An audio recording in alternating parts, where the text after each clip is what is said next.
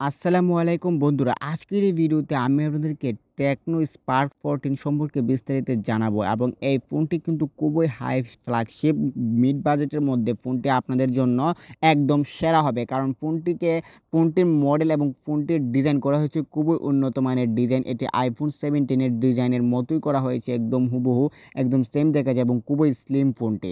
তো বন্ধুরা, আপনারা এই ফোনটি সম্পর্কে বিস্তারিত জানতে সম্পূর্ণ ভিডিওটি দেখতে থাকুন এবং সম্পূর্ণ ভিডিওটি দেখার আগে অবশ্যই আমার এই চ্যানেলটিকে সাবস্ক্রাইব করে দিন, ভিডিওতে লাইক দিয়ে দিন। তো বন্ধুরা, আমি আপনাদেরকে প্রথমেই বলবো এই ফোনটির মধ্যে আপনারা ক্যামেরা পেয়ে যাবেন 50 মেগাপিক্সেলের ক্যামেরা এবং ফ্রন্ট ক্যামেরা আপনারা পেয়ে যাবেন 13 মেগাপিক্সেলের, আর মেইন ক্যামেরাটা হবে 50 মেগাপিক্সেলের। ক্যামেরা কিন্তু খুবই ভালো হবে আপনাদের জন্য, মোটামুটি সাধারণ চলাফেরার জন্য, সাধারণ ব্যবহারের জন্য এটি একদম পারফেক্ট হবে।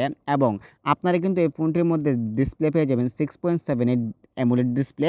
ডিসপ্লেটাও অনেক ভালোই আপনাদের জন্য, 6.78 ডিসপ্লে খুবই ভালো হবে এবং আপনাদের জন্য চলবে, খুবই স্মুথ হবে।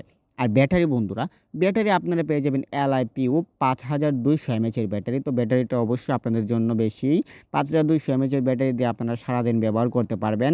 আর বন্ধুরা, আপনারা এই ফোনটির মধ্যে কিন্তু স্টোরেজ পেয়ে যাবেন 8 128 আপনাদের জন্য ভালোই হবে।